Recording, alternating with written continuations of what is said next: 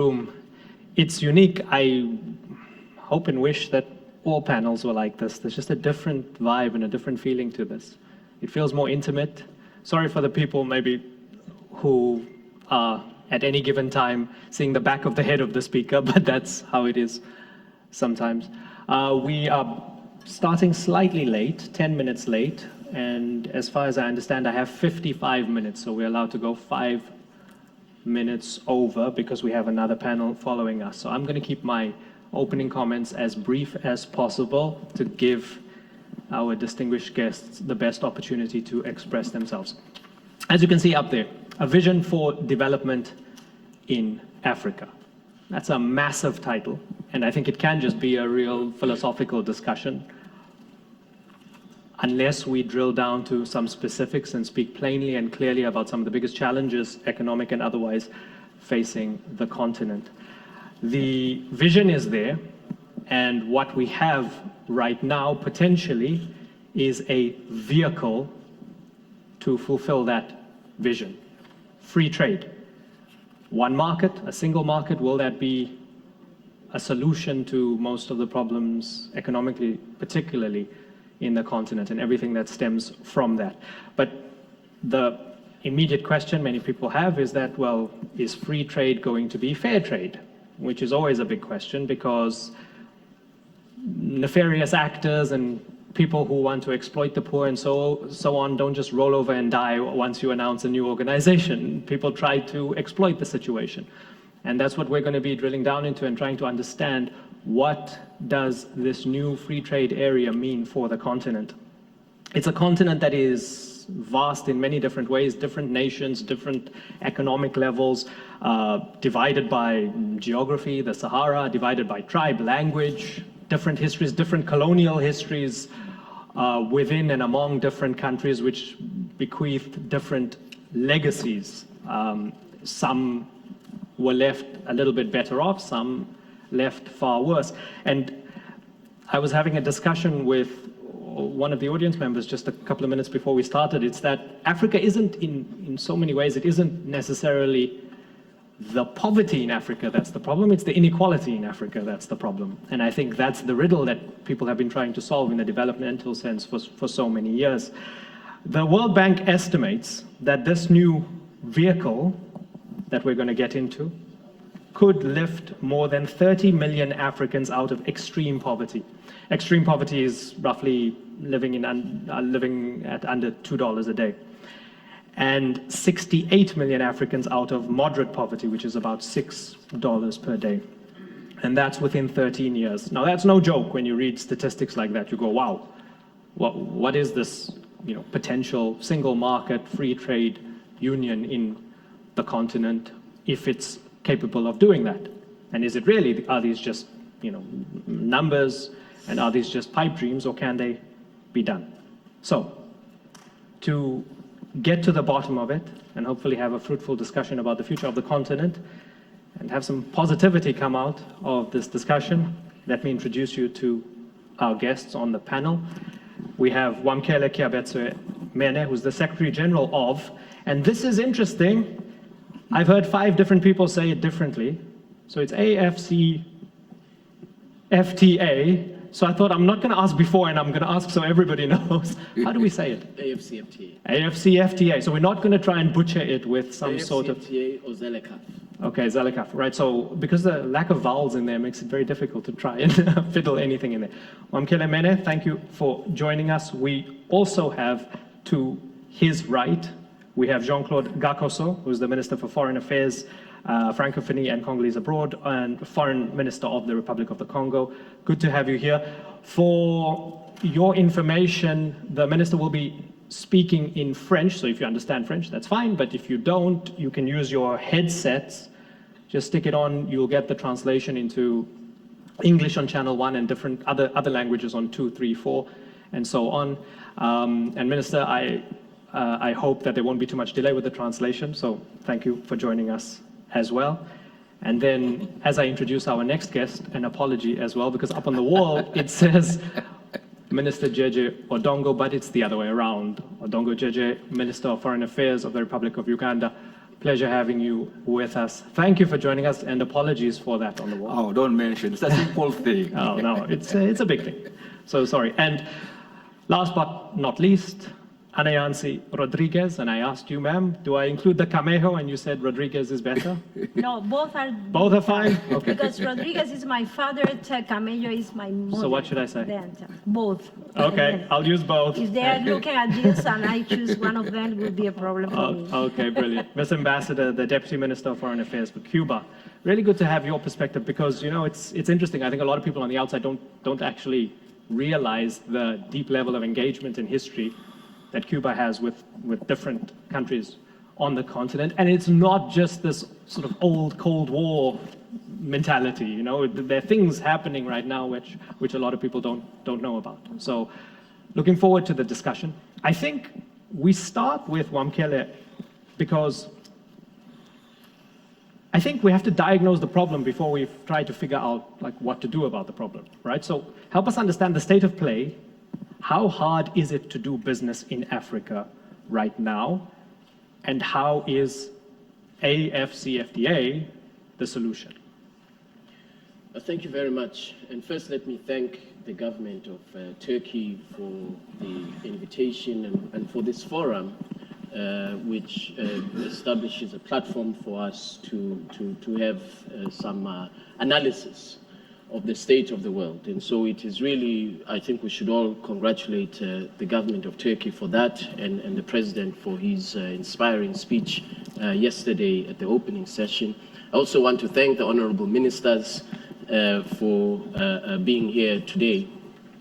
We have a historical background of our continent as follows: smallness of national economies, fragmentation of rules, lack of industrial capacity, shallowness of depth of productive capacity, and of course, a continued over-reliance on the export over-reliance on exports of primary commodities, which, as I've said before, has kept our continent trapped in this colonial economic model, where we export primary commodities for the last 65 to 70 years or so. Now, our heads of states have been thinking about this challenge that I've just described of the state of the economy of Africa for a long time. But the vision was, first, let's defeat colonialism, and let's push back colonialism. And with the defeat of apartheid in my country, South Africa, in 1994, I believe that that vision of the Organization of African Unity was achieved. What has evaded our continent is economic integration for the last few decades. And so the AFCFTA is about how do we accelerate the integration of our continent, consolidating this market of 1.3 billion people with a combined GDP today of 3.4 trillion United States dollars, which is projected by the year 2035 to be close to 7 trillion United States dollars combined GDP, consumer spending, and business spending. So it's a significant market. But it will not reach its full potential if we are not integrated as a market. Not South Africa, not Egypt, not Kenya, not Nigeria. There's not a single economy on the African continent that can be individually globally competitive. This is the experience that we can learn from the European Union, how it consolidated itself from the European Coal and Steel Pact just after the Second World War into a globally competitive single market. And so I believe that the heads of states, the vision of the heads of states, the Assembly of Heads of States, is absolutely critical to make our continent globally competitive from an industrial development point of view, from the point of view of investment attractiveness, from the point of view of uplifting, and more importantly, uplifting the standard of living of millions and millions of Africans. We have the potential to create, as you mentioned in the figures that you cited, we have the potential to create close to 800,000 jobs, to contribute over $450 billion to Africa's combined GDP, and to boost intra-Africa trade by over 80% in the next 15 years. And so from a point of view of ease of doing business, the AFCFTA is about establishing rules for trade and investment, harmonization of rules that will attract intra-Africa investment from within Africa across regions that will create jobs, as well as investment from global investors or international investors. So it is going to take time for us to be globally competitive, as I believe we will be as a continent. I believe we will be as globally competitive as any other part of the world, provided we aggressively implement the AFCFTA, which today has been ratified by 42 countries. Only one country has not signed it. Who has not ratified it? Well, there's only one country that has not signed it. Those countries that are yet to ratify are in the process. Which country hasn't signed? Do you know? There's one country has not signed, but the others are in the process. Right. So it is about how do we improve ease of doing business on the African continent for Africans. It sounds tremendous, no doubt. It sounds tremendous. Just given that you use the EU as a reference point and an example, can't we say the EU started off in a different way, in the sense that it started off with trade agreements between the big hitters and then started bringing in the others, right? So I guess maybe the African equivalent would be Nigeria, South Africa, Egypt, and so on, maybe. And then they brought people on board after that. And the EU, when it started off with far less variation in terms of economies, systems. You know, they didn't have like a few democracies, a few dictatorships. They had a little bit more of a unified European approach in terms of political systems. Yeah. Has that been factored in, given that you have the difference between South Africa, Nigeria, Libya, Equatorial Guinea, and so on? These are very different countries with very different contexts. How do you just like switch on this button and get them all to play at the same time? Oh, absolutely. That is a massive challenge. We have significant differentials in levels of economic development on the continent, in levels of industrial capacity on the continent. The differentials are there, including in numbers. We have on the one extreme a country with a GDP per capita of 112 United States dollars. On the other hand, we have another country with a GDP per capita of $25,000. So the differentials are significant. However, as we negotiated this agreement, and again with the guidance of our heads of states, we said, notwithstanding these differences, we are going to make sure that we have a trade agreement that offers inclusive benefits. From a legal standpoint, we have taken account of the conditions of, for example, small island states. We have provisions that accommodate that particular reality. Least developed countries, we have provisions that accommodate that particular reality. But I think in practice, and this is where the test will be, in practice, how do we overcome the challenge of differentials in levels of economic development, so that today, the countries that don't have the industrial capacity within the AFCFTA, we start building that export capacity and industrial capacity for the next 30 to 40 years. Right. Let me give you a practical example. We want to make sure that we establish value chains across the African continent, value chains that will include that will ensure inclusivity of countries to be able to export. In the area of automobiles, from Liberia, rubber that we processed as part of manufacturing of a vehicle. In Zambia, copper that we process as part of manufacturing of a vehicle. In Ethiopia, leather that we process. So there are very concrete steps that we can take to ensure that we have the inclusivity of benefits that we want to see, so that not only the big countries benefit from this agreement, but also countries that today, whose level of export capacity may be minimal, that in 20 to 30 years' time, that these countries benefit. That's quite amazing. A car made across the continent, Yes. a single factory across this whole continent.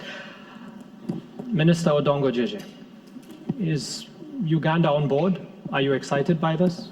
Do you see the vast potential, or do you have worries?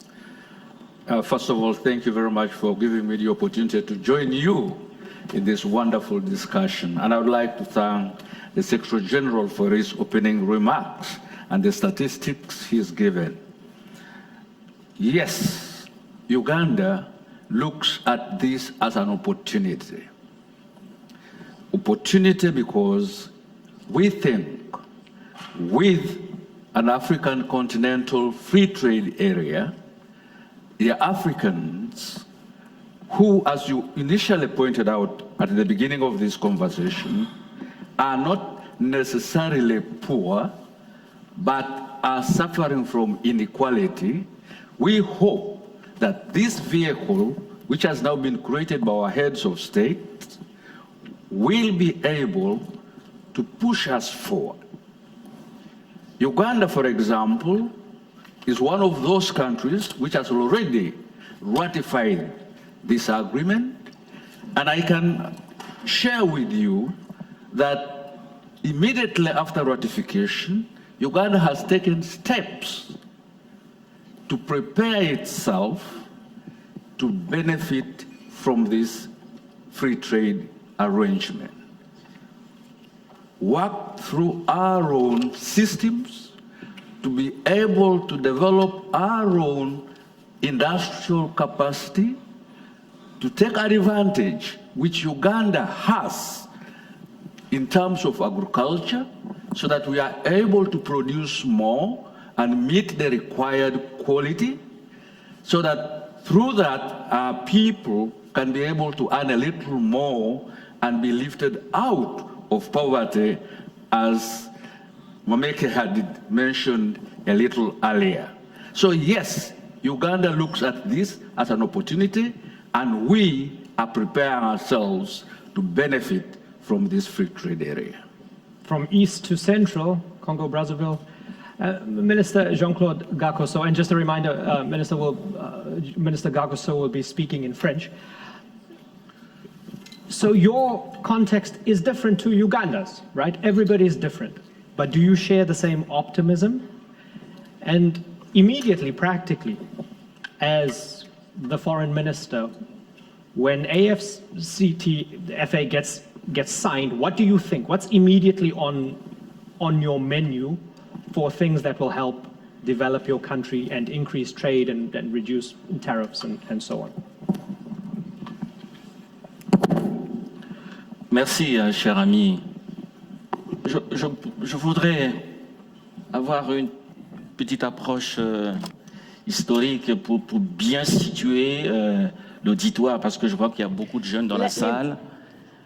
Il faut se rappeler qu'il y a une date qui a un caractère tragique dans l'histoire du continent africain.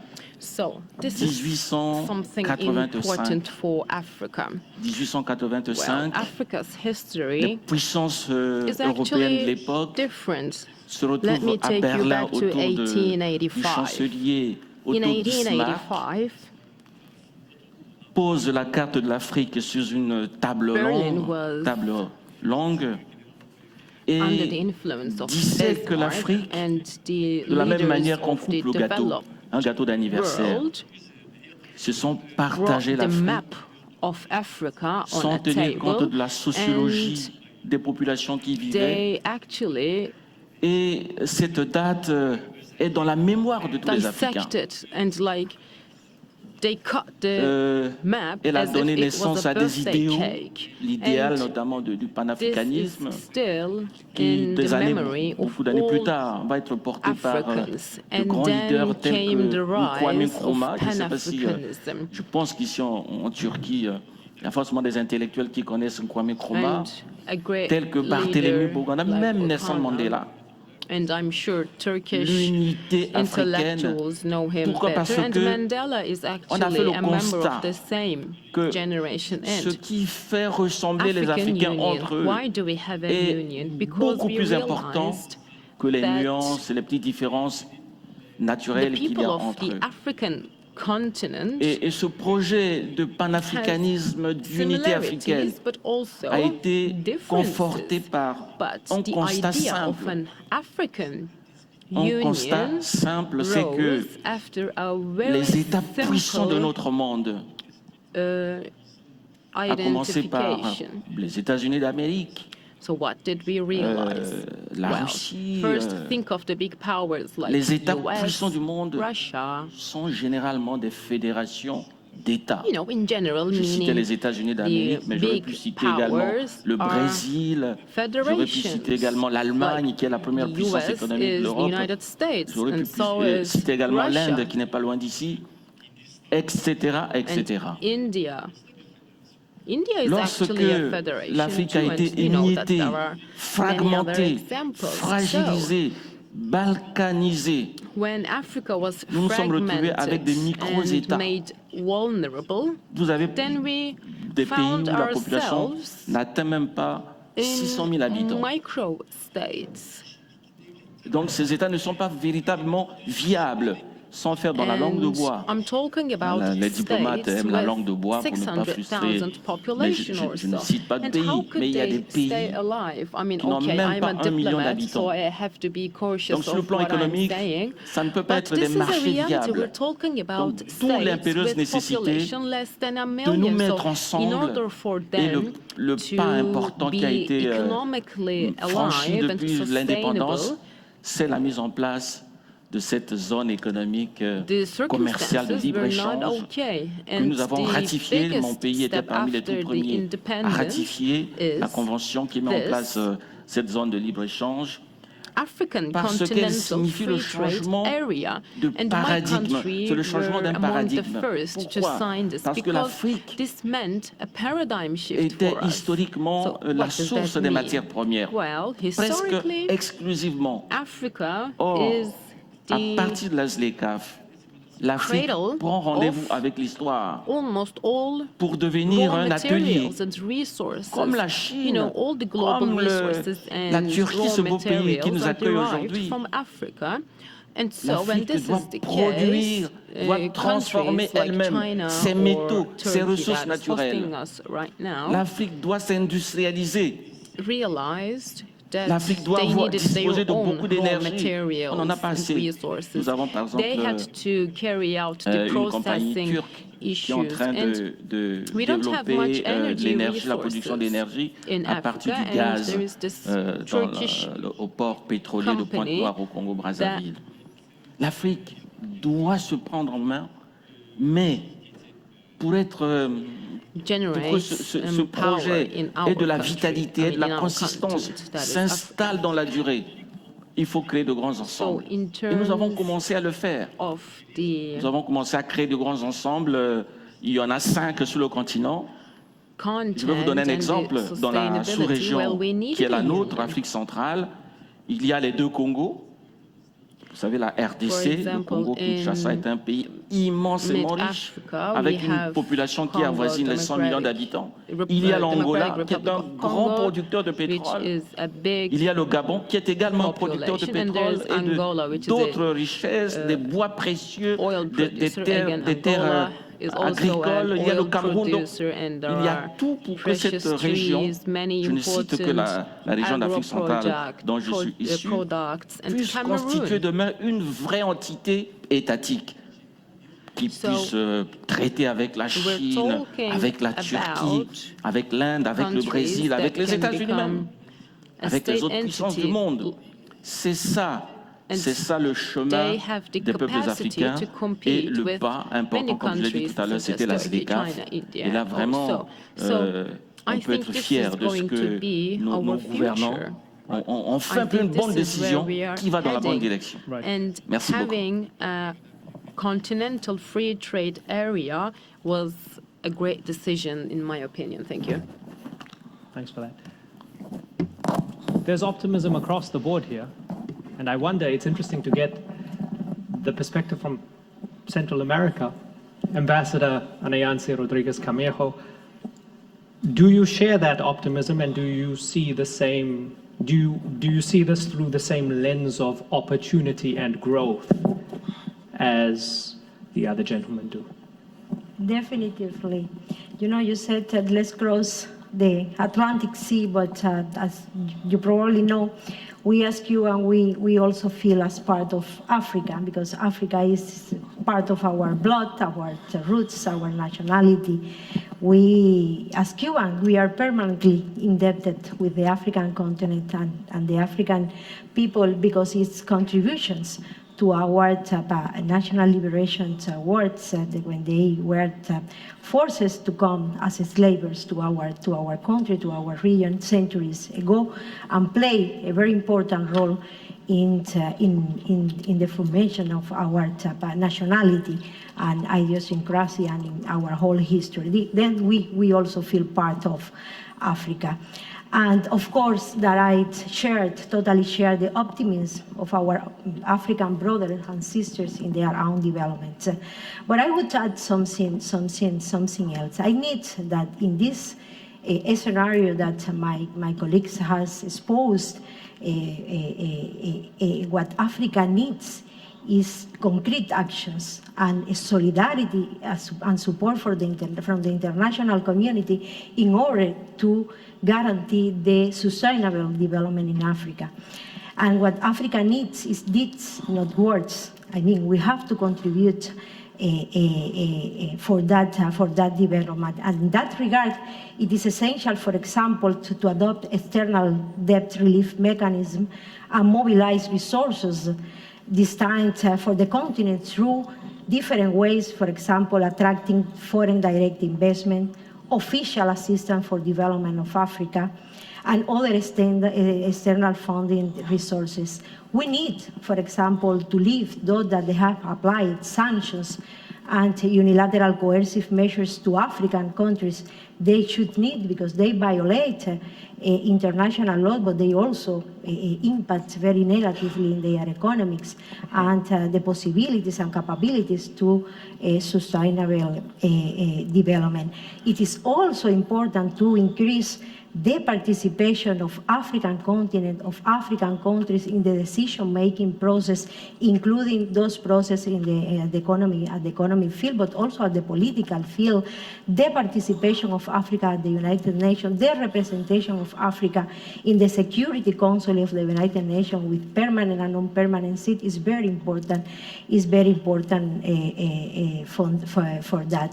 And as Cuba, a country that has a very historical relation with Africa, let me tell you that Africa can always count on our support, on our cooperation, as part of that will that we have, based on solidarity, based on internationalism, which are part of our foreign policy. Cuba has been present for years in Africa, not to take their natural resources or their different sources, but just in a solidarity way to help in a training of human resources, to help in health issues, different sectors like constructions, education, human resources training, water resources also.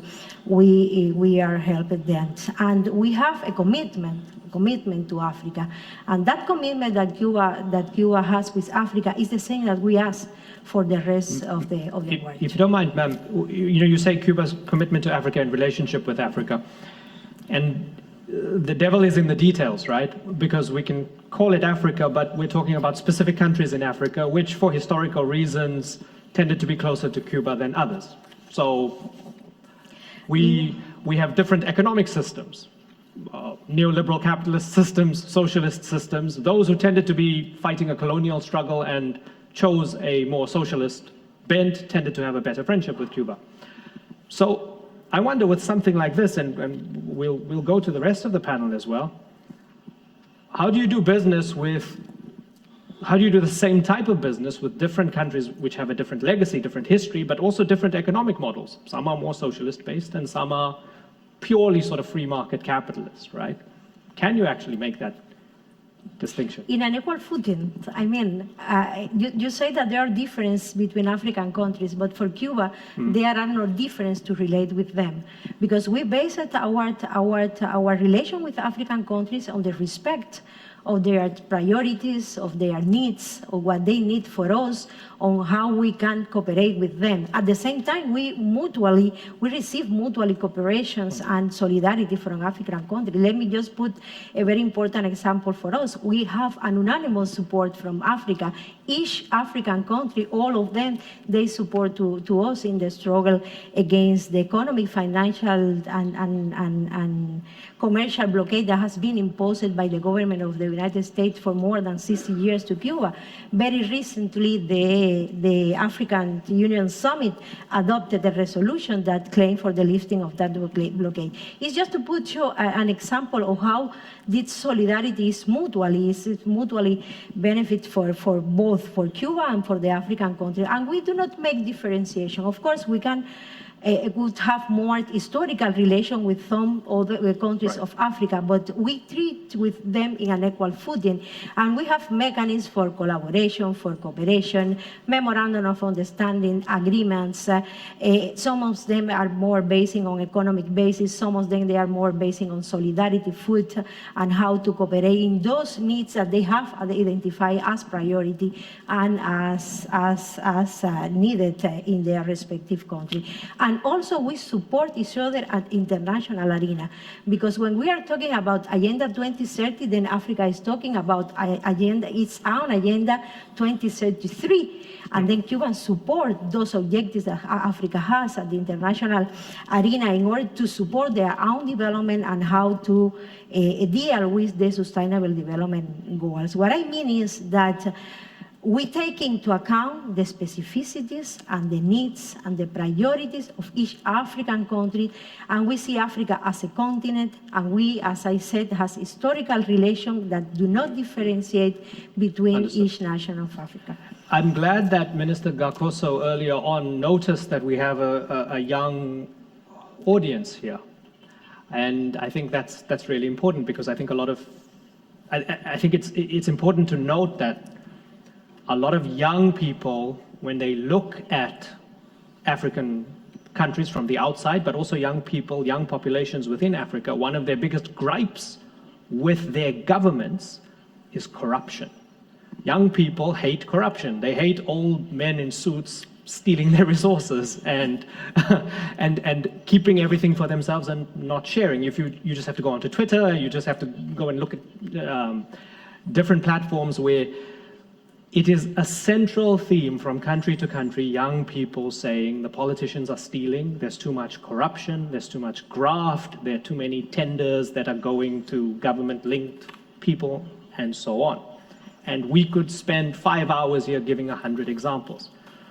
So, Wamkele, how do we know that this is going to enrich the people instead of the politicians? Because this could be a perfect opportunity for a lot of people to make money without it filtering down to the people who need it.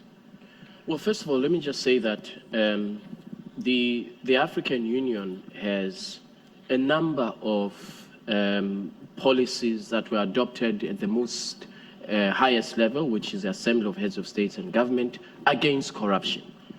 As a matter of fact, just a few years ago, in one of our summits 2 or 3 years ago, the theme was fighting corruption in general.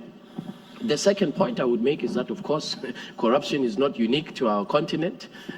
We have seen in other parts of the world, particularly 2-3 years ago in another big country in the world, where there was corruption on steroids. So it's not an African problem. It is a They general. seem to have bigger problems right now. Well, even. it's a general problem across the world.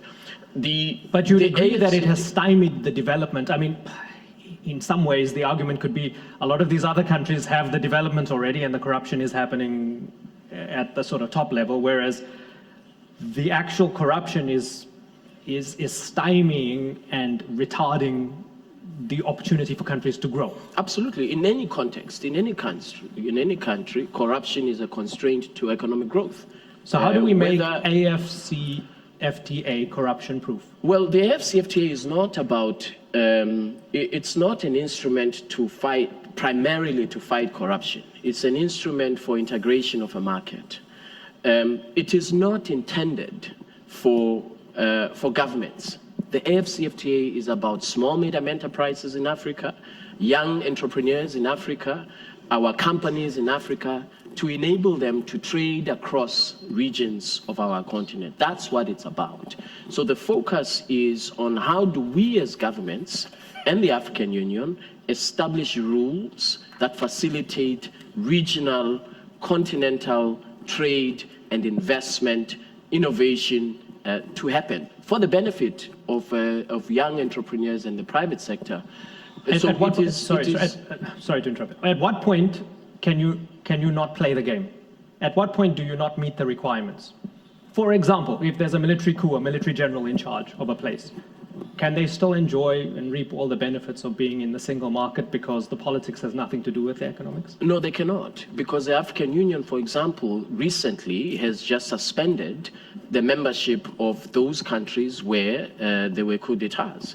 So it is excluded. Where those circumstances prevail, those countries are excluded from the benefits of the AFCFTA. And so the African Union and the leaders are very clear about this point of unconstitutional change of government on our continent. ECOWAS has been very, very clear under the leadership of President Akufo-Addo about the unacceptability of these unconstitutional changes of power. And in fact, from our point of view, from the point of view of trade, these coup d'etats, these unconstitutional changes of power disrupt the lives of traders.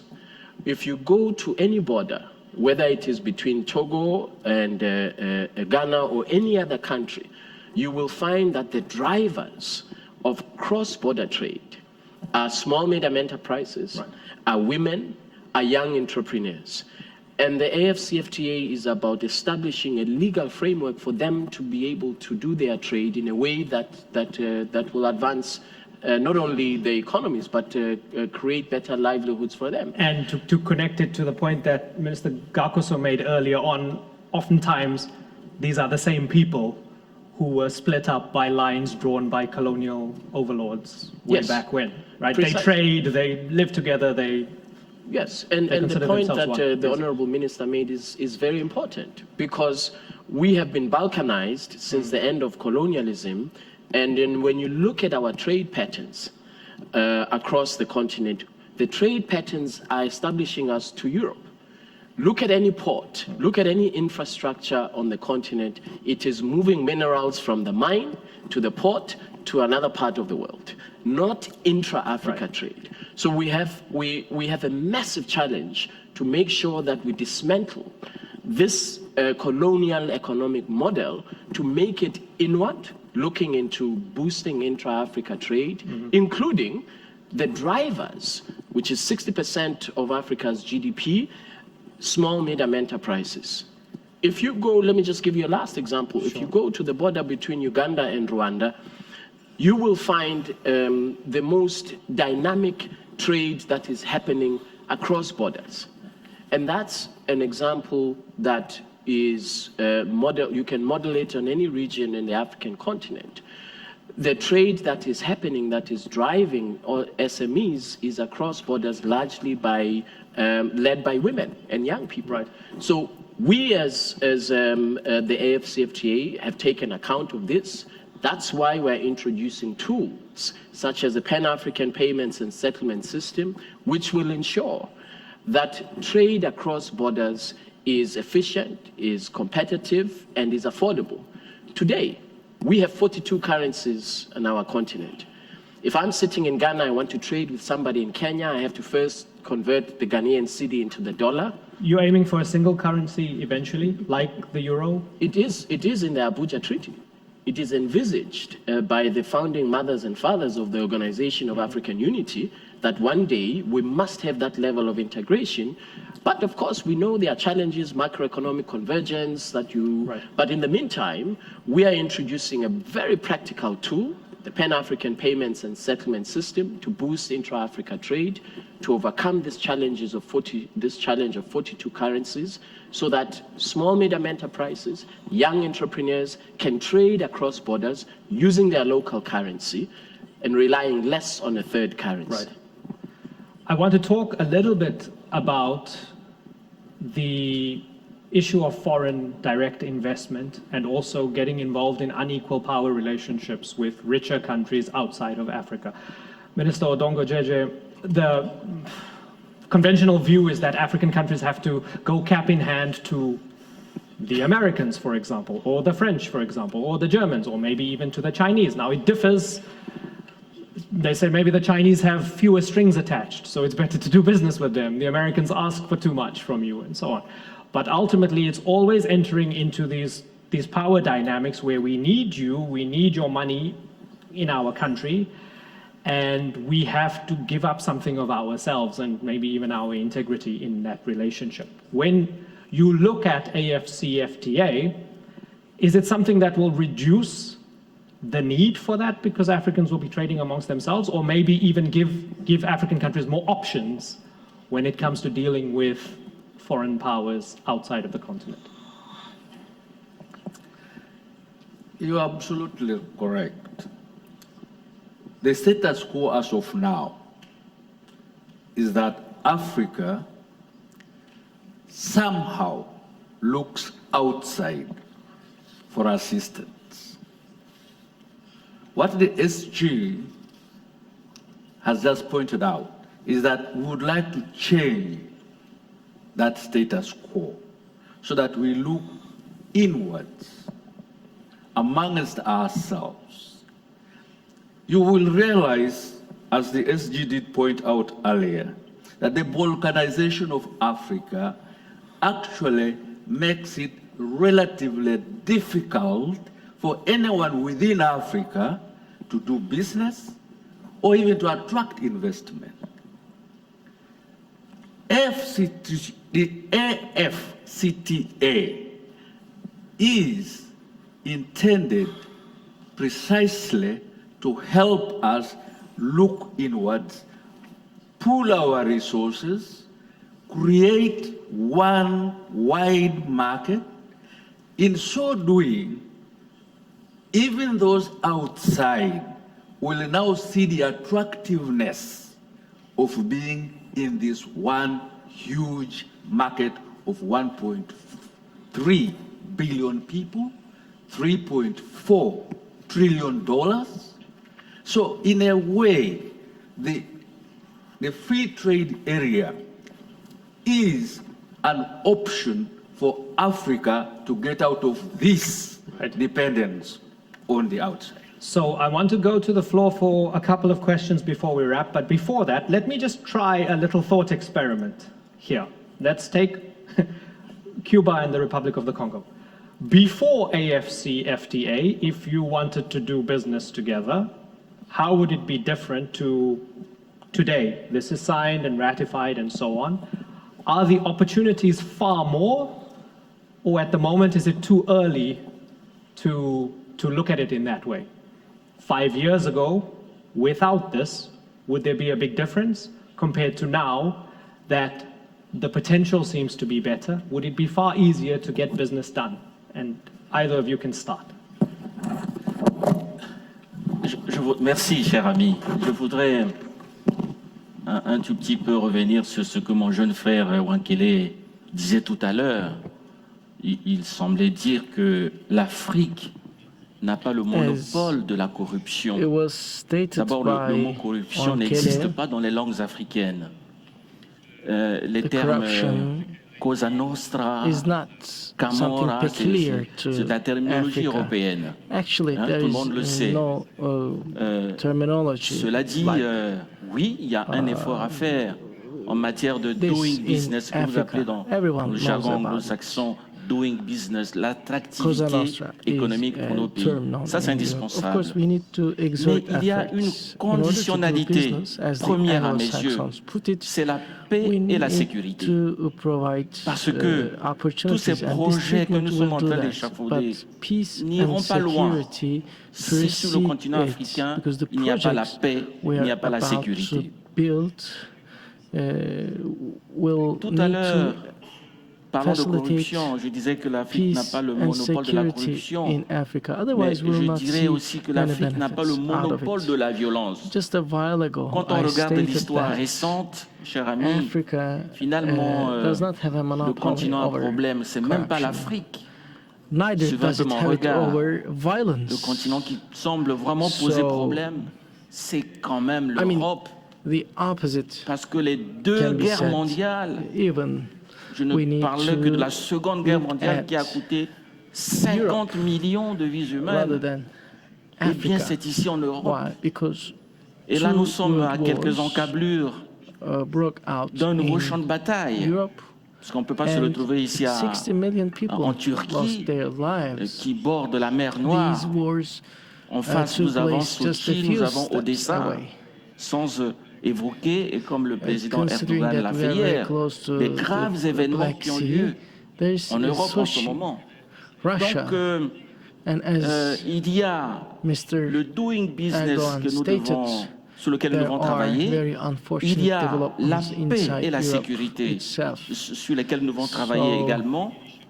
Mais We il need y to a enhance aussi, sur le plan opportunities culturel, to do business, le but we must bannissement- also le ensure bannissement that we des cooperate for préjugés, peace and des préjugés security. raciaux, et je dirais And même racistes. C'est très Culturally, important. C'est peut-être un sujet might- tabou.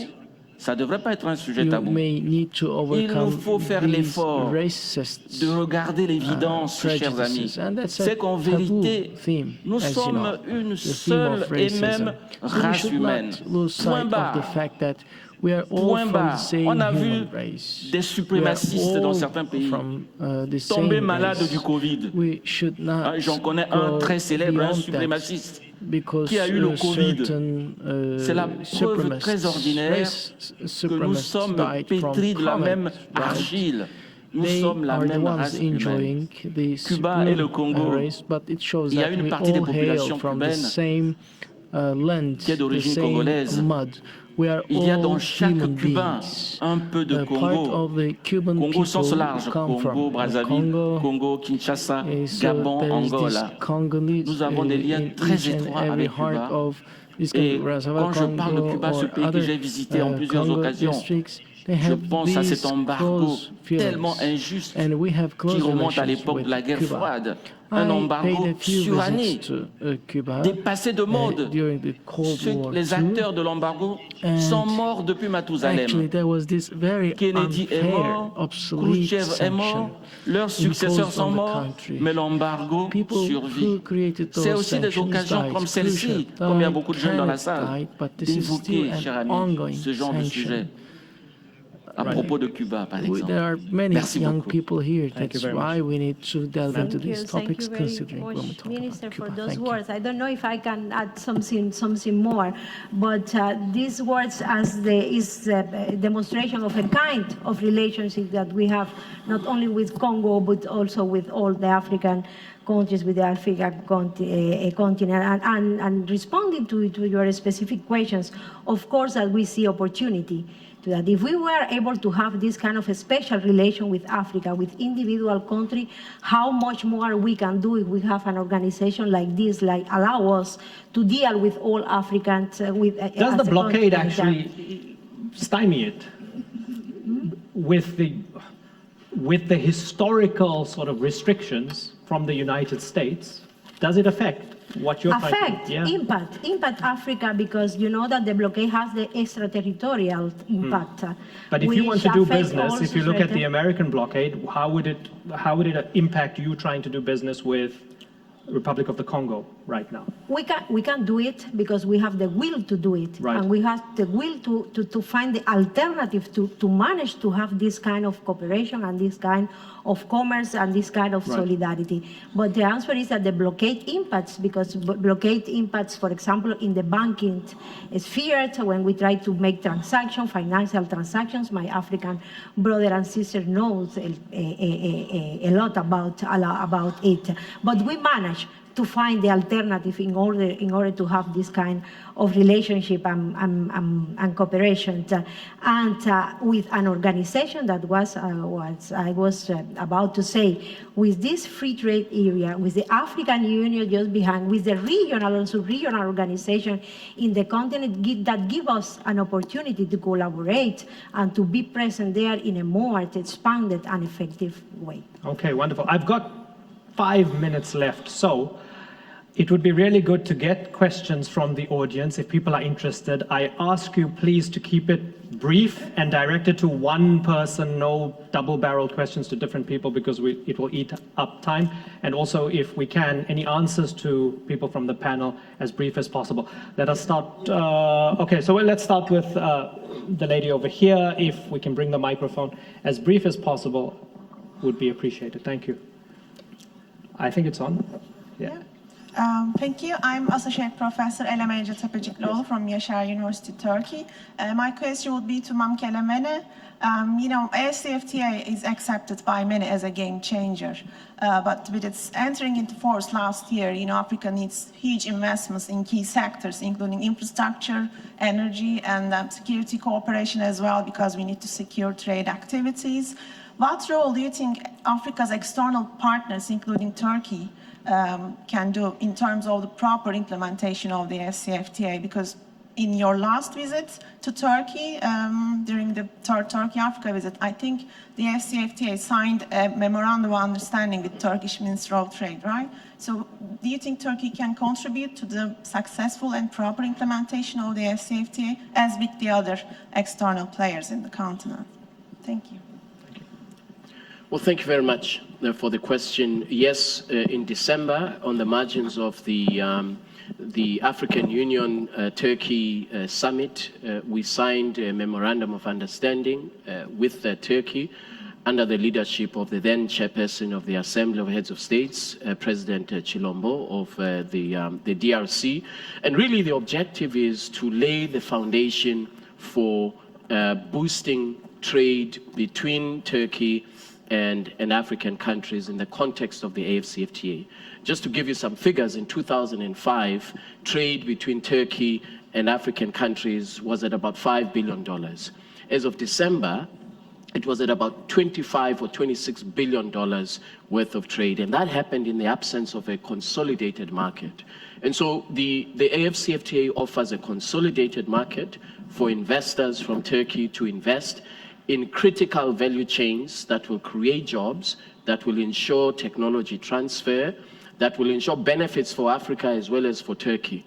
And so the purpose of the Memorandum of Understanding is to identify specific areas, specific value chains where this mutual trade and investment can take place. And that's the role that our heads of states discussed when we were in Istanbul in December, is how do we use the AFCFTA to boost trade between Turkey and the African continent. Okay, brilliant. Thank you. Let's take 2 more questions. Let me start. There are a few more hands up than 2. This is going to be very unfair and unequal, and I apologize for it, but we're out of time. So there's a hand behind you. I'm behind you also. there's one. Oh, there's a bunch of them. So I'm just going to randomly choose 2, and I'm sorry. Afterwards, you can engage with them, no doubt, in the corridors and so on. So let me start with the gentleman over here. Could we take the microphone over there? Very, very briefly, please. Thank you. Thanks. I think it's on. Thank you, Honorable Chair. My name is David Msabana, the Deputy Minister of Foreign Affairs and International Trade for Zimbabwe. My question is directed to the SG for FCFTA. What measures has the FCFTA put in place to safeguard the African countries whose economies are suffering from illegal economic sanctions, which are a barrier to the flow of foreign direct investments and trade? Just to clarify it, Zimbabwe is one of those countries under illegal economic sanctions. Why? Because it has implemented the agreement, the Lancaster House Agreement of 21 December 1979, where Britain and America had pledged to compensate the farmers who were going to give back to land to Zimbabweans. Understood. Because of that, illegal sanctions were imposed. So I want an answer from Okay, so SG. Wamkele, Zimbabwe under sanctions, how does it work for them? Any compensation, any adjustments when it comes to that? The AFCFTA is not going to support the implementation of sanctions in relation to a member state of the African Union. We're not going to do that. That is why we're introducing very concrete measures for countries that are under sanctions to legally circumvent those sanctions for trade in Africa. For example, a country that is under sanctions today cannot presumably transact using the dollar. Today, we have introduced the Pan-African Payments and Settlement System to enable countries in Africa to trade using their local currency, so that we don't go to a third currency for trading in Africa. That's a very important avenue that the African Union is providing, not only for the purpose of boosting intra-Africa trade, but to make a very clear political statement that the continent of Africa will no longer rely on third currencies. Or just because they're your enemies doesn't mean that Precisely. they're our enemies. Precisely. A line from Mandela, yes. Yes, the last point I would make is again to reiterate what the Honorable Minister of Zimbabwe has just said. We have mobilized about $1 billion of an adjustment facility to enable countries in the AFCFTA, trading under the AFCFTA, to access that facility to offset the costs of implementing a trade agreement. We will mobilize up to $10 billion over the next 5 years with Afreximbank. Thus far, we've raised about $1 billion. The AFCFTA is not an instrument and cannot be and should never be an instrument for implementation of sanctions from a third country vis-a-vis a member of the African Union. Understood. I think that was emphatic enough in its answer. My sincere apologies. One more question from the floor. He had the micro. To be fair to this gentleman, he had his hand up from the very beginning, so I'm going to go to... Oh, you have the mic. He has a mic. Okay, so listen. Oh, my word. I'm going to get in big trouble. So listen, all of these panelists will be available afterwards for bilateral engagement, if possible. So go ahead. Okay, so if you can keep it brief and you can keep it brief, we'll have, and the organizers will fire me, it's okay. I'm not going to be invited next year, but it's okay. Okay, so let's go. 30 seconds, go ahead. Thank you for this great platform. Yeah. İlbey Çoban, Middle East Technical University PhD student. It's going to be a very general question. Actually, I'm wondering your perception, the African perception. Do you think increasing Chinese or other foreign commercial and financial strength in Africa is a good opportunity for your development, or do you think history repeats itself in context with colonialism? Okay. Thank you very much. Very brief answer from whoever wants to tackle it. The minister. Monsieur le ministre, vous avez Minister la parole. Odongo Jeje, do you want to tackle it? You know, in matters of this nature, it is a yes and no. Yes, in the sense that the country investing acquires more clout. No, in the sense that the countries of Africa that benefit from this investment develop capacity and over time will free themselves from that kind of thing. Brilliantly put. Brilliant. That's why he is a diplomat, no doubt. Sir, briefly. Thank you very much, Mr. Moderator. My name is Ambassador Imam. I'm the Secretary General of D8, representing 8 countries. So my question is to the Secretary General of FCTA. I'm very happy to know that you have an agreement with the Turkey, government of Turkey. Turkey is one of our members as well, in addition to 7 other countries. I just want to know, do you have agreements or MOU with other international economic organizations? Okay. Yeah. So beyond Turkey, yeah? Beyond Turkey. Beyond Turkey, we don't yet have MOUs with other international organizations. It is, of course, a matter for consideration on the merits of the potential partner. For example, we have an MOU with China, and that is in the context of the overall cooperation arrangement between the African Union and China.